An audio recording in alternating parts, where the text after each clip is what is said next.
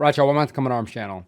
Okay, so we are continuing with part 2 of Inside the Most Prepared Country on Earth. So this is Johnny Harris's coverage of the Finnish Defense Forces. So the first parts kind of went over him integrating with them doing their exercise, and then also went into a bit of like Finnish history. Now it looks like for part 2, it's gonna be more of the impact of that history, him being back on the ground, and then also kind of finishing up with Finland going into NATO. So should be cool. Let's get into it. Still very vivid.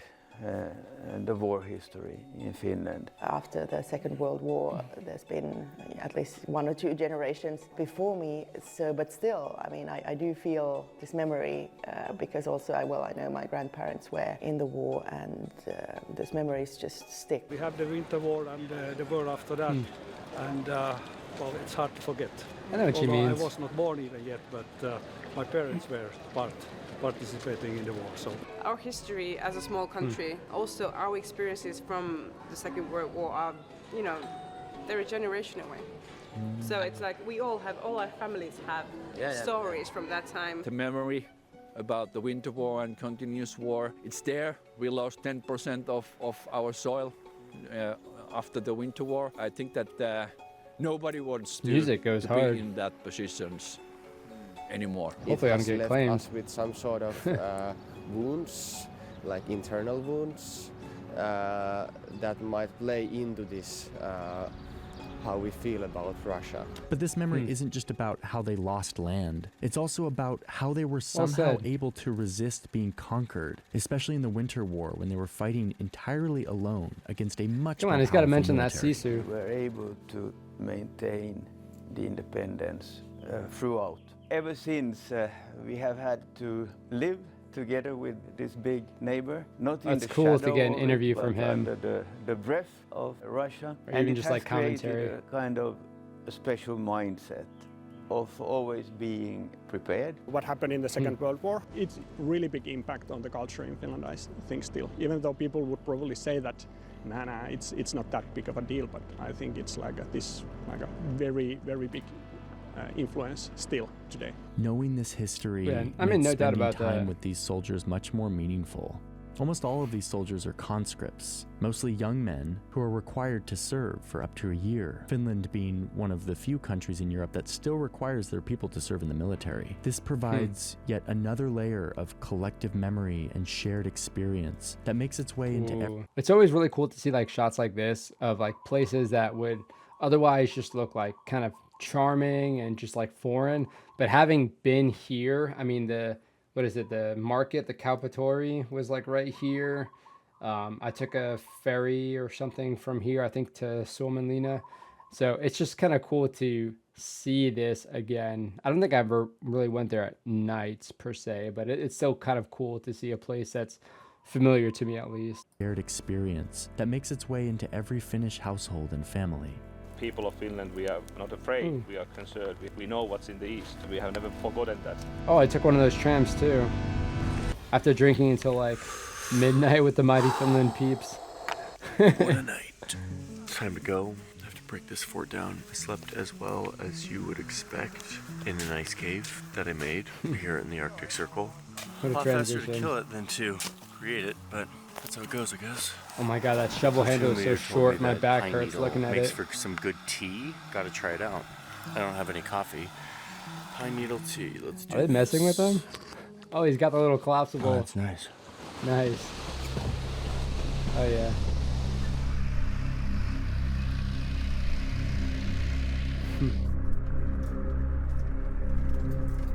We're headed towards another front line when the BV gets stuck. So the platoon is here in this wide open area, fully exposed to the sky. We spend an hour trying to get out, but we get interrupted with the news that a recon drone has spotted our location. Oh and my soon, gosh. An F-18 Hornet is speeding our way, and within seconds, it drops a simulated payload that hit right on target. The target being us, killing nearly everyone in our unit. Oh the my surviving gosh, team brutal. continues the simulation, acting as they would in a real-world scenario. They take stock of the wounded, they carry them out to safety, and as all of this is happening, the platoon leader breaks the news that he was hit as well. I'm dead as well, so Oh, you did too. won't be any advances when they arrive. This platoon is Now everybody's just chilling, they're like, sweet. It's game over for my unit. We had got a good yeeted by run, an F-18. and I'm certainly much more informed on what Arctic warfare actually means. Golly. My time at the base is over. My next stop is the Russian border. But before I say goodbye to the troops, Felix insists that we end our adventure in a traditionally Finnish way, a sauna. Saunas are a big part Oh of the man, culture hell here, yeah. and military is no exception. This is a real sauna. Heated by those embers. But is he naked? And even though my training is done, I can't help but head down to an ice hole, cut into the river. Oh my gosh. What is wrong with this dude? I'm alive. Oh I got it. Woo! That was amazing. Oh man, there's nothing better. There's nothing I disagree. I mean, a nice hot beach, some water. Okay, now it's time to head east, towards He's got that some Scandinavian blood-soaked blood border or with something. Russia, to continue my journey to understand the Finnish security mindset. It's becoming clear that the military is just one layer. The rest of the story takes place elsewhere, in underground bunkers, Oh my gosh. hiding beneath cities, and along this line So in the cool. woods, whose violent history is still on everyone's minds.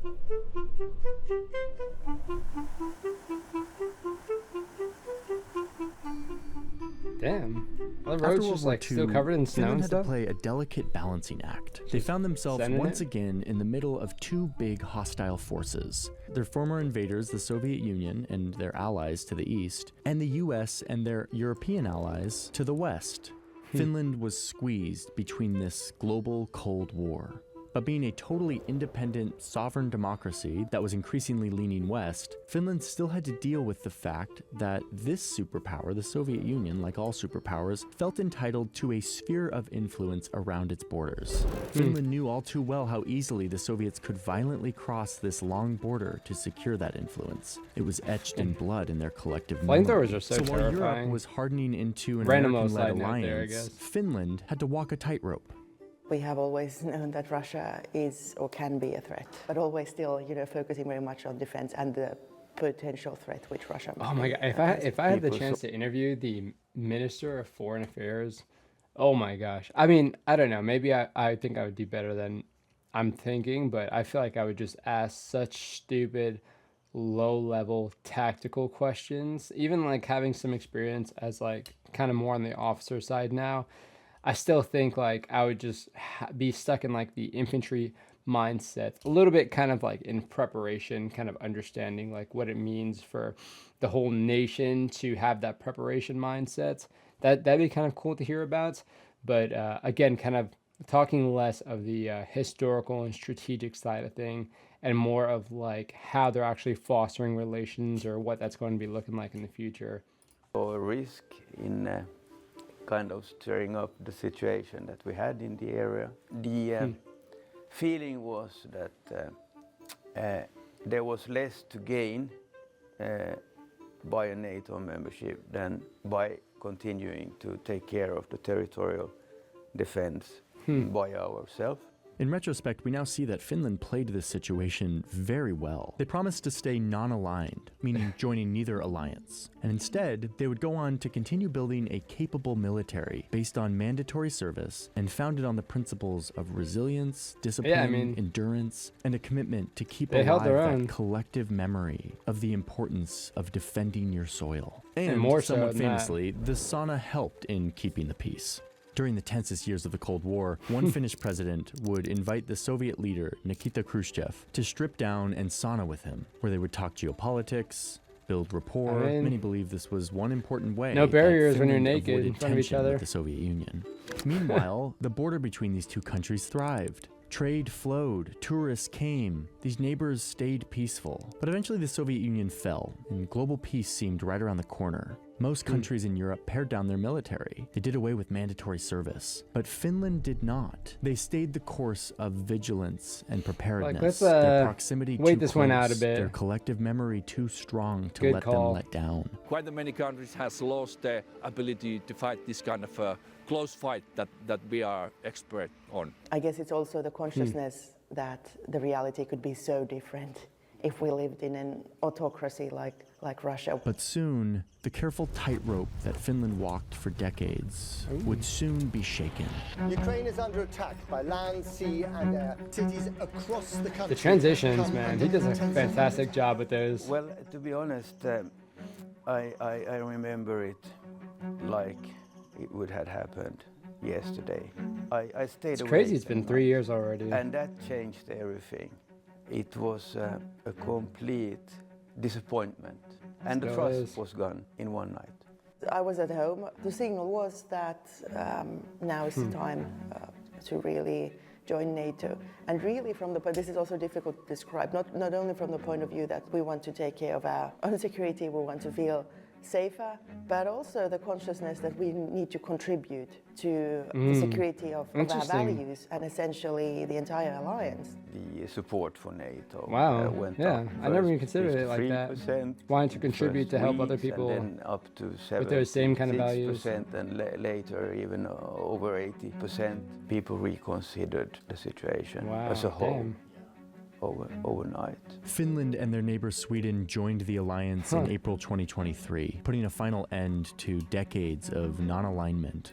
It was interesting for me because I went to Finland right as they were kind of starting their movement into joining NATO and stuff. And it was June 2022. And I remember kind of like getting there right as everybody was like really excited about this, like kind of coming to fruition.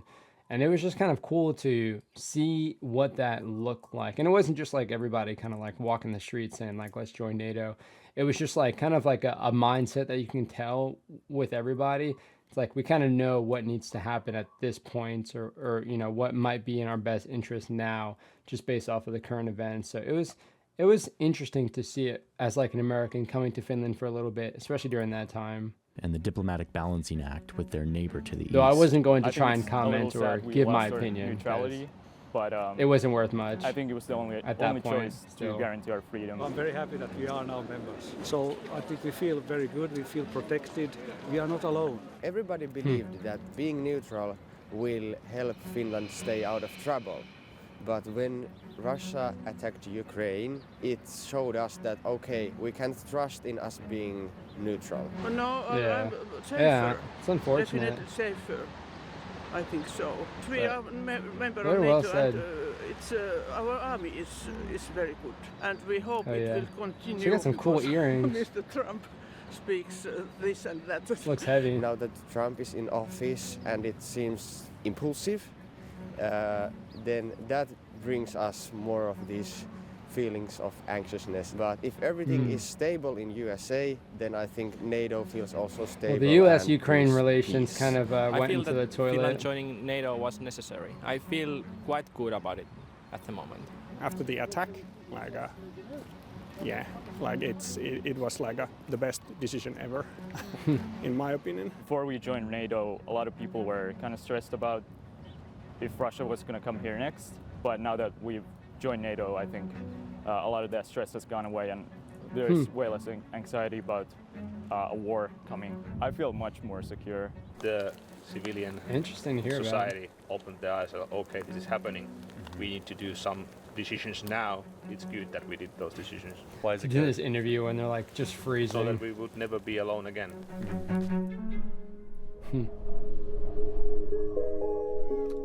In the autumn 23, Russia started to instrumentalize migration. Up at this snowy border crossing at the north, Russia started dropping off refugees who had come to Russia seeking asylum, but now they were sending them to Finland, presumably with the hope of causing debate and division over migration within Finland, one of several hybrid war tactics that Russia has used to sabotage the West.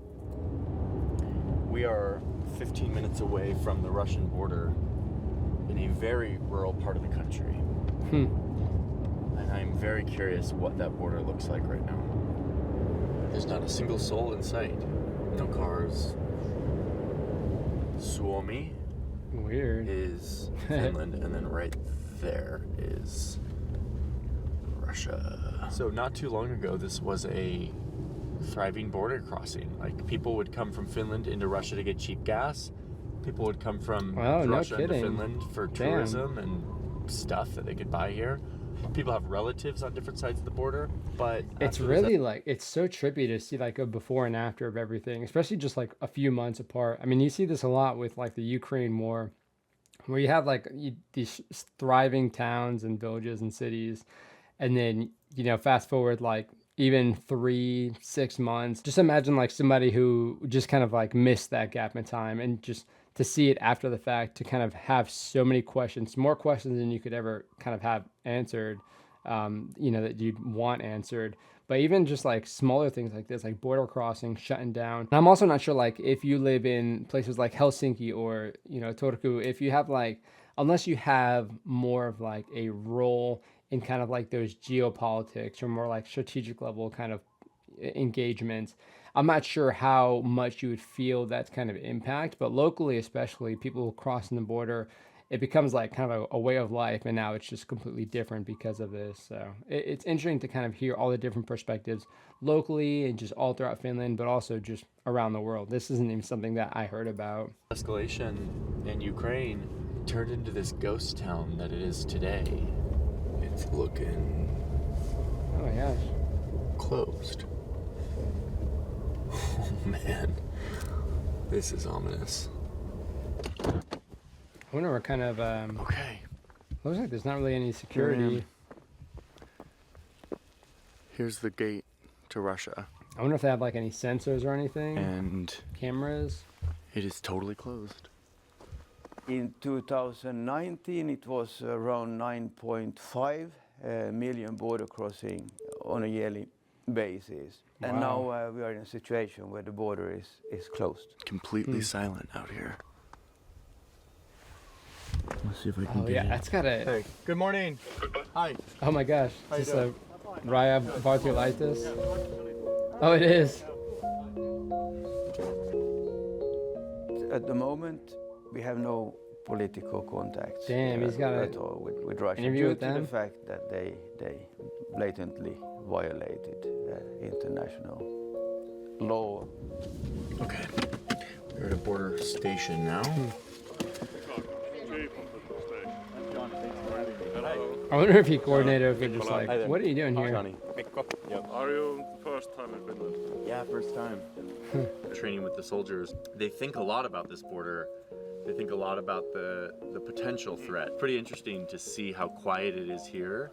Even though all the border crossings are now snap. Okay, there closed, you the go. guards here still patrol the line like normal. So tell me about this dog. What's his job or her job? The border Things here are guards, different now. I don't Not just know, because they're... the drug-sniffing dog has less work to do because Their no role one's seems crossing, so... but there's new tension in the air. Tension that I don't know, even awakens like some more of the ghosts important of the than past. I can appreciate. Oh, Those man. winter war battles were fought on this very ground. As, let's say, border guards in service of Finnish nation, I think we all think maybe a bit more about the military history of the areas. Border guard No troops doubt. have fought here before, so we are kind of the legacy bearers of those who Yeah, came no before kidding. us. Of course, I would think that everyone here from time to time thinks about those things. That unit pride's got to Maybe be off it's the one charts. of these unifying events in our nation's history. Yeah. Maybe that's why it's on people's minds all over the place. All around this border area, you see reminders of what happened all those winters ago. And now this ghost town Oh, of a damn. border, and all of its quiet tension, is just another visual reminder of why they prepare, why they have always prepared. Do you think it'll open back up? It's really difficult to say that. Yeah. It's not in our hands. Yeah. As you can say, the world is changing so rapidly. But we are here. Likely not ready, soon. Whatever is decided. They tell me I can drive along the border, as long as I don't try to cross it. But before I leave, I have to ask. On the inside, do you guys have any maps that you can show me? Or any visuals? No, actually a bit restricted on that one. That's what I figure, yeah. Okay. Well, thanks, guys. Driving now right along the Russian border. Long, long border. Very wooded, very snowy, very quiet. Okay, here we are. I wonder if there's That any like... is Russia. Just over that fence. Finland has built so much of its... You know, there's a lot of kind of like international units or military units, police units that I would love to kind of train with or just spend a day with or spend a couple days with to kind of understand like what it feels or what it must be like to be in that kind of unit, that pride to actually get into that certain unit or have that specific mission. But the border guards, the Finnish border guards, theirs especially stands out to me as just having this, especially now. This was also a feeling kind of before the Ukraine war started, but now especially, it just feels like it would be really interesting to kind of see the dynamic of even just like the, you know, the recruitment numbers, like how many people joined the border guard after that, or someone who was in the border guards before and after, that kind of mindset, how that shifted, how their daily operations shifted with actually closing down the borders and now shifting a lot more on just, you know, security and kind of like a bit of deterrence factors, security measures. So it's so crazy how fast the world can shift, but to kind of be embedded in a unit that can really see that would be super fascinating. Security strategy around the memories that exist here on this border, the memories of bloodshed and violence, of their land being taken. But when you're here at this border, it is quiet, it's silent, it's peaceful, it's beautiful. I would say it's but eerie. in the air is this tension of, will that memory come back? Yeah, will that silence last? Finland is very, very dedicated to making sure that doesn't happen.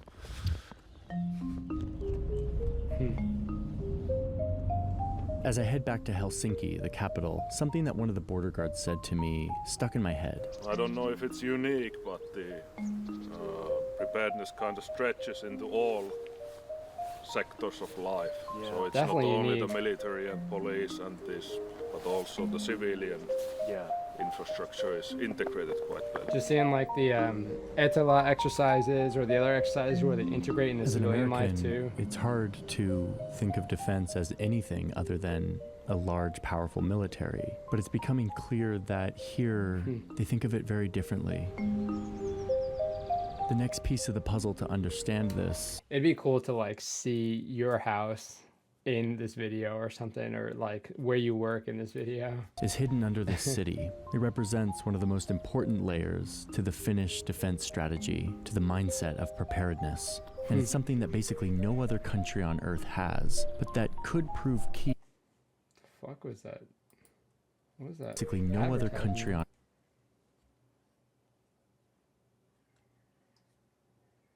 Earth has, but that could prove key to this country's security and might even be a part of explaining why these people are considered the happiest in the world. There's this little glass box right here that I'm about to go into because apparently there's a huge bunker underneath. I love bunkers. Let's see. And I keep seeing people with hockey sticks descending into the glass box. Oh, they said hockey sticks. I was like, that's We're going random. down. We're going very down. Yeah, they're going down to the underground cool. Wow. rink. Wow, this place is feels like you're in a cave. So we are now approximately 20 meters below ground. Sure enough, there's a huge bunker down here. It's one of many massive underground shelters all over the country. In Helsinki, really? we have 5,500 independent shelters, and we have sheltering places. Oh my God, was that really where they're at? And Helsinki is only 680,000 strong. It's not in scale, but still, this shelter is intended for this residential area only. Oh my gosh. I see. Okay, but what are these bunkers for? That's cool. Flying objects, shrapnel. The shaft is making turns like this, so the pressure gets absorbed to the bedrock. And then the first man-made barricade is that pressure wall, which is theoretically nuclear-proof. And that's actually These doors are so insanely sturdy. It's a small one. The second man-made barricade against weapon effects is the chemical door, which we can keep all the toxic elements out of the shelter, and we can keep slight overpressure on the shelter.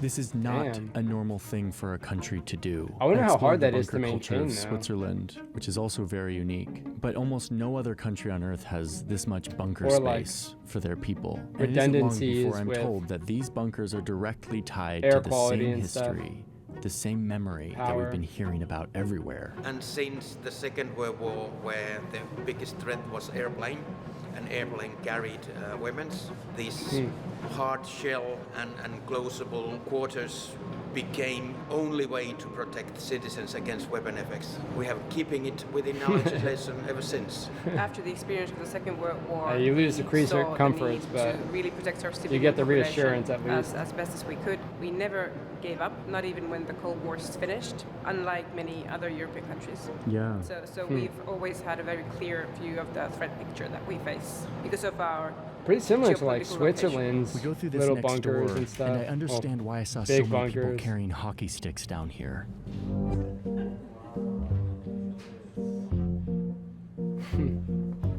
This is so cool. It must. I feel like it He must just told me that stink they in there rent once this there's like out a big to game. Business people who are the ones who are responsible for making use out of it and maintaining it. That's the dual use purpose. Yeah, and they manage all of the coordination. Yeah, and then they pay us rent, and it is Oh my gosh. maintained. That's incredible. Wow. Interesting. storage down here then? No, because you don't need food. I guess you need water. Yeah. Yeah. Person is design it so we cannot live without air for no more than 3 minutes. If we had air, we cannot live without water for no more than 3 days. Person which has air and water can live without food for up to 3 weeks. I'm grabbing all my granola It's bars. not and supposed to be nice. This stuffing isn't them in a my hotel. pockets. It is a place where you keep yourself alive. Eat 'em in the Finland, bunkers toilet or are used for a something. lot of things, not just hockey rinks, but a pool like this one that can be quickly drained in case of an emergency. Oh my or, gosh, that's as so I see cool. when I walk through this door, a parking garage business. And the use case I found most surprising. Oh, wow. It just keeps on going. Look at this. Whoa. Oh my gosh. Must be the world's most secure playground. That is so cool, but also so very depressing. Square meters is all of this. 80,000. How much? Imagine this in like a wartime. 17,000. Just like The bunker is just repurposing the this beginning. They space. walk me through all the specific sleeping in one of roles those and castles. responsibility for every person who comes into this shelter looking for protection. They tell me about That the was courses and morbid. classes that almost every member of society takes for emergency preparedness. And this is where it all clicks for me. What that border guard was saying about how the military is just the beginning of their defense, but that security and preparedness is everywhere. Finland isn't a place where the government protects the people. It's a place where the people protect each other through a tightly woven web of commitments, responsibilities, values, training, and a shared worry that no one ever really forgets about. Oh, that's cool. And let me just Yeah, tell they got the you, Ukraine I could flags kind up. of get a glimpse of the depth of this web, this commitment. But I could tell that it goes so much deeper than I could ever fully grasp on a short visit, much less communicate in a short video. But it's here, it's unique, and it's deeply inside of the minds It's of true. everyone that I You just talk feel to. it whenever you're Clear walking that, around. when you have a border, Like everybody's that's also a NATO border. there to now, take care of then each you other, have to protect be each other. Prepared for all eventualities. We have had our Protect their difficulties home. with all of our neighbors. Yes. Vikings, Swedish, Russians. We have had them all. The civil defense man invoking the conquest of the Vikings to evangelize emergency preparedness, all while standing in front of a playground inside of a 20-meter deep bunker, really says. Oh my god, I could not do that. I'm doing an interview talking about something serious, and I look behind him, and I'm like, oh yeah, the kids would like that. That thing looks pretty cool. This place is unique. What led me to Finland was a curiosity about its military capabilities. Small country with a big, capable military. He stayed its for the, Arctic warfare sauna and skills, long drinks. its unique geopolitical position, its recent accession to NATO. But after exploring the security of this nation, I'm seeing a country where every person has some role to play in the defense of the people and the land. They prepare and they train, not just in military bases, but in office buildings, in business boardrooms. They all know where to go in case of an emergency. Because, of course I do, that's where I play hockey on Thursday nights. But more importantly, they know what to do if an emergency arrives at their doorstep. Again, that's so trippy. So as I've been mulling over this question of why Finland continues to be the happiest country on earth, I had some theories. Maybe it's because they drink double the amount of coffee of other European countries. Facts. Or maybe it's Oh my because they spend gosh. so much time in saunas. Or maybe it's because, in addition to being a rich country with plenty of abundance, they also have what a lot of other rich countries lack: a sense of collective belonging, a unity that is, yes, provoked by a threat, but that has turned into a source of empowerment and confidence for the people who all feel united in a goal of securing their freedom. The way he does the a world much is better going, way the Finns may need to pull upon this preparedness. at summarizing the melting ice it to the north is and turning putting it the into Arctic words. into a new domain for geopolitical competition. And to the south, Finland is already seeing and responding to Russian sabotage of internet cables in the Baltic Sea. Oh yeah. And these damn. border guards are preparing for increased military activity and potential sabotage along this line. Yeah, Felix those like gray left me phase with a gift, operations. a badge from the Jaeger Brigade, a symbol of friendship and belonging, and Hell a yeah. reminder to me of the time I got to glimpse this unique place, this special mindset that keeps this country safe and these people deeply united. Nice. Man, that was really good coverage. Very, very comprehensive. I mean, for a little less than an hour to do that much, I mean, like, pretty big production team, but like, that was really impressive. And again, like, I'm sure he's kind of like the end all be all when it comes to, you know, packaging everything and making sure it sounds good and it covers the content and it covers everything that it should cover when you're talking about a topic like this. So I think he did a really good job. I think this video was in very good taste. And yeah, just the B-roll was solid. The interviews were awesome. Got some really good insights and some really good kind of exposure talking to some of those people about some of these things. And I mean, to get all that in one video it's a nice little treat for us, especially here on the Come at Arms channel when we're, you know, obviously big fans of reacting to the Finnish Defense Forces. So again, huge props to Johnny Harris for putting this video together. And I mean, it's always cool to kind of see channels that we've already reacted to have this overlap with topics that we're obviously very much interested in on the channel. But again, like, it always exceeds my expectations to kind of see how in depth and also just like how thoughtful everything is, just the wording of everything, the coverage of everything. It's easy enough to kind of just like cover an exercise, but to add more context, adding some context through the interviews of what it means to be a part of that exercise, but also talking about the historical significance of what it means to have served in the Finnish Defense Forces or be a conscript or kind of have, you know, some connection to all of that. And then talking more about the future, what it means to actually kind of, you know, preserve the sanctity of what it means to be, you know, Finnish and have Finland and have that be your home and to kind of play a part in protecting it. It's really cool to get this much insight in one video. But of course, if you guys have anything to comment on or anything to add, I would love to hear. If there's anything that was mentioned here you guys can provide a little bit more context or background for, I would love to hear that. Or of course, if y'all were featured in the video, that's always really cool to hear about. But please let me know what you guys think down in the comment section. If you guys are new to the channel, hopefully you guys will consider subscribing. I would definitely appreciate it. And even if you subscribed already, sometimes people just get unsubscribed for whatever reason. So definitely check down below, see if you're subscribed. I would appreciate it. And if you guys liked the video, definitely feel free to hit the thumbs up. Give me a little comment. Let me know what you guys think, what I could improve on as well. I'm always open to that feedback as well. But I do appreciate you guys sending this my way. This was very cool to check out. And again, the subject matter is always very interesting to hear about. But that is it for this video. I'll see you all in the next one.